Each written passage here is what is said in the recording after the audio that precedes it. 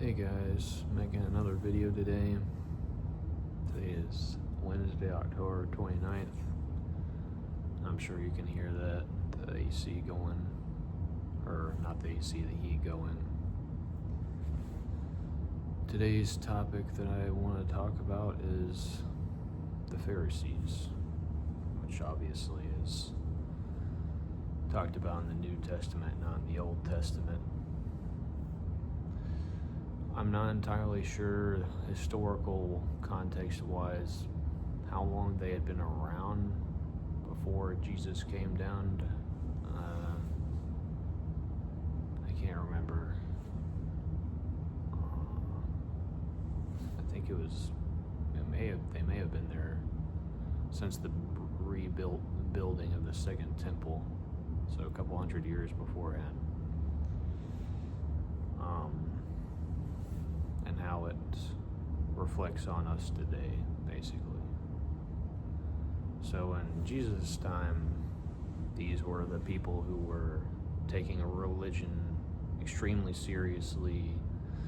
Gotta follow the law to the T, gotta make sure you're pure and the holiest, holy, righteous person, Can't be doing anything wrong or anything like that. And Jesus says basically that you missed the point. You people have been so concerned with trying to be perfect yourselves that you do not love or help others who cannot be or are not given the circumstances that you are. And we do that a lot in today's world as well. And back in that time, the Pharisees would try to follow every law, written in like Leviticus and stuff like that, all that Moses wrote down. And I believe, if I'm correct, Joseph of Arimathea was also a Pharisee, I believe. Something like that. But it's basically a bunch of, I'll say in a nice way, a bunch of just self-righteous, usually older dudes. Not like super old, but couldn't be like a teenager or like young adult. Usually, I'm sure it was probably older men who had probably had a long history in like this temple or it went under the tutelage of a rabbi as well, probably. So they grew up in it, and eventually just want to take it even a step further and take it super serious and become part of the Pharisees. And obviously we see them show up many times in the Gospels. That's what I say, in the New Testament, but they don't really show up much after the Gospels.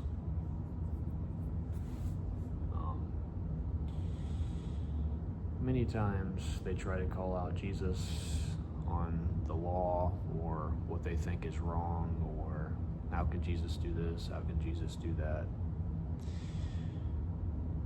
when they're just basically they were blind to see what the truth was in front of them. They were so concerned about admonishing and bringing down someone else who wasn't following the law to the T like they were. It's just another way of saying self-righteous, haughtiness, where they viewed everyone as less than themselves, basically. And it's for this reason that Jesus tells his apostles, beware of the yeast of the Pharisees, beware of their teachings and how they interact with the people around them. There's no love in them. They only care about rebuking and hating on others. You do not care to love and correct, and they have taken it too far. As Jesus says, the law is a mirror. God knows that we could not follow the law to the letter, and God says that He gave us the law, gave them the law, because He knew that they could not follow it to the letter. I believe I can't remember if that's in Jeremiah or Ezekiel where God says that, where He knew they could not follow it. And Jesus later on says the point of this is because the law is a mirror. It's not to, something that you take upon yourself. You gotta be can't be off by a single tiny bit. You gotta be perfect, this, and that. It's to show you that you are dirty and that you need God. That you should love others and seek righteousness and humility. To do unto others what you would have them do to you, which Jesus says is the sum of the law and the prophets. It's just try to love each other, serve each other, do well to each other. Do not be so concerned with being so righteous that you just can't stand when others aren't as good as you, or stuff like that. And in today's world, a lot of people, and especially I would say people who first come to Christianity, I was about to say when they're older, but maybe that's not true. And so usually people who are new to the faith who do stuff like that. And that's not always the case, let me say that. But lots of times when they get that, they're like, oh man, all the people I have around me aren't like this. They're not like me in this new life. They're evil, terrible people. I gotta show them I'm better than them. And I'm sure as Christians we've all done that at some point, if we're being honest. It's not some crazy, ridiculous thing that barely anyone's ever done.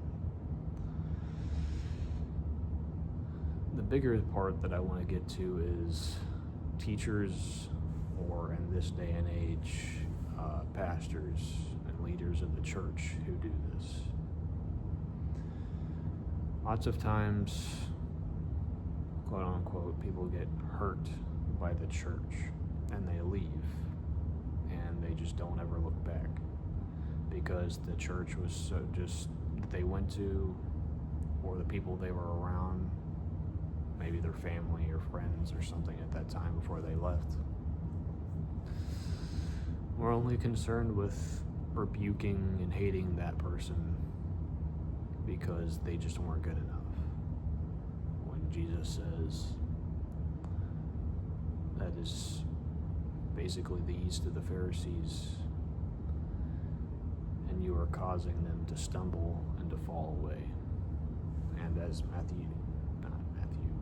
as Jesus says in Matthew 13, no, I can't remember what chapter it was, but I can't remember if it's somewhere between 13 and 19 that Jesus says that if you were to cause someone to stumble, like a little child to stumble, it would be better to have a large millstone hung around your neck and tossed into the bottom of the ocean.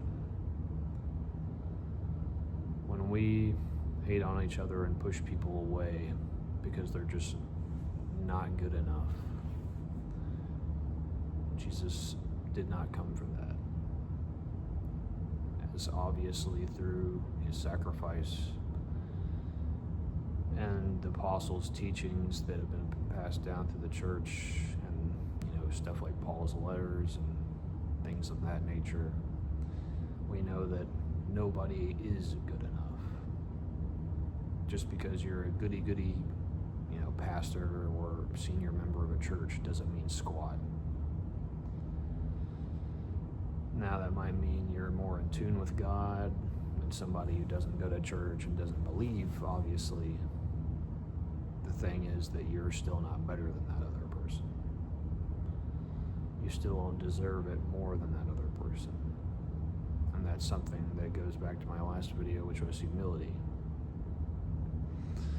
As Christians, sometimes we just, and I've been guilty of this all the time myself, I'm always like checking myself on, which is, just being like, wow, why is this person like this, or doing this, or doing that, or why are they this? Just people I see out and about in public or something. And I'm just like seeing them as like less than me. And I realize, wait a second, I'm no better than them. What am I doing in my, in my head, in my heart? I'm just hating, and that's not right. I know it seems like a simple lesson, but it can be very easy to just not even realize when you're doing something like this. Very easy to skip past it and just see it as, I'll say, if you're just thinking it in your heart and in your head, it can be very easy to skip past it and not even realize you're doing it, or that it's wrong to do it. And the people who do it, actually speak it out loud, rebuke and hate to people that are not as good to them, instead of loving them and teaching them. It's usually behind the, I gotta teach them, I gotta bring them to God, I gotta show them they're inferior, and they're going to hell, and I'm gonna put some sense into them. No, obviously that's not the way to do it. Jesus spoke with kind words and loving affection.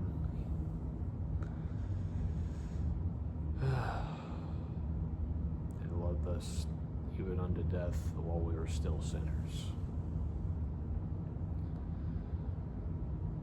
It can be, I know we're all going to slip up. I slip up, everybody slips up. But at some point you just gotta start realizing you gotta, I guess I'll say, be on your guard more. Be willing to see the fault within yourself. Stop comparing yourself to others, whether good or bad.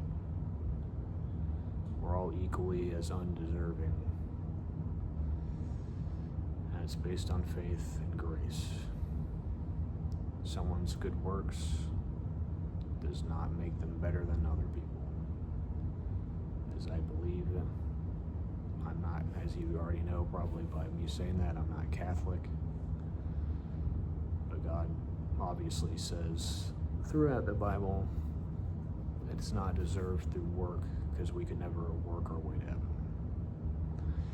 Works are just a byproduct of faith and something that we should be doing regardless. Not something that earns us a spot in heaven. I hope everyone has a good weekend coming up. Obviously, I know today's Wednesday, but still.